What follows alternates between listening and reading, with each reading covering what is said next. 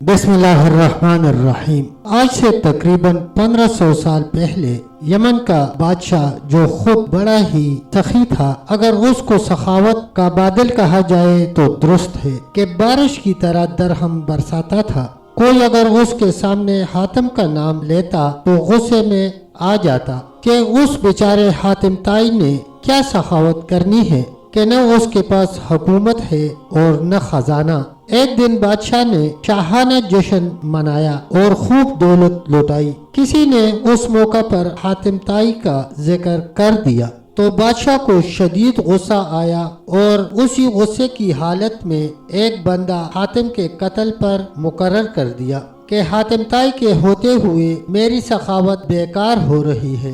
وہ شخص حاتم تائی کو قتل کرنے کے ارادے سے چل پڑا تو راستے میں ایک نوجوان سے ملاقات ہوئی جس سے محبت کی بو آ رہی تھی۔ جب وہ نوجوان سامنے آیا تو انتہائی خوبصورت، عقل مند اور شیریں زبان تھا جو اس کو اپنے گھر لے گیا۔ ایسی مہربانی کی کہ دشمن کا دل نیکی سے لوٹ لیا۔ صبح کو جب یہ جانے لگا تو نوجوان نے ایک رات اور ٹھہرنے کی درخواست کی۔ اس نے کہا، میں ایک بڑی مہم پر ہوں، اس لیے اس سے زیادہ نہیں ٹھہر سکتا۔ نوجوان نے کہا، اگر تو مجھے بتائے کہ وہ مہم کیا ہے تو میں بدل و جان تیرے ساتھ تعاون کروں گا۔ اس نے کہا، تو جو مرد سمجھدار اور راز کا امین معلوم ہوتا ہے، اس لیے تجھے بتائے دیتا ہوں۔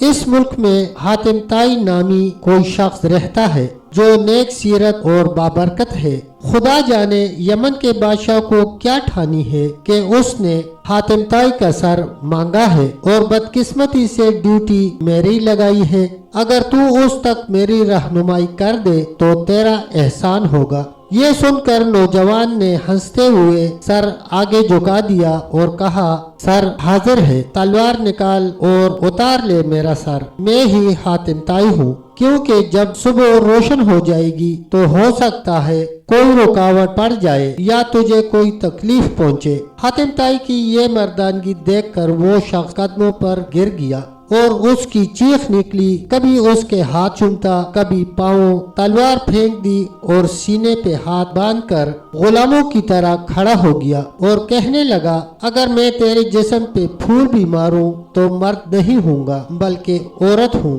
اس کی آنکھوں کو چوما اور یمن واپس آ گیا۔ یمن پہنچ کر بادشاہ کے پاس حاضر ہوا۔ بادشاہ نے چہرہ دیکھ کر پہچان لیا کہ کوئی کام کیے بغیر ہی واپس آ گیا ہے۔ بادشاہ نے پوچھا، کیا خبر لائے ہو اور سر کہاں ہے؟ کیا اس نے الٹا تیرے اوپر حملہ تو نہیں کر دیا کہ جس کی تو تاب نہ لا کر واپس خالی باغ آیا ہے؟ اس نے کہا، اے بادشاہ، میں حاتم تائی کے پاس گیا، اس کی میں کیا کیا خوبی تیرے سامنے بیان کروں۔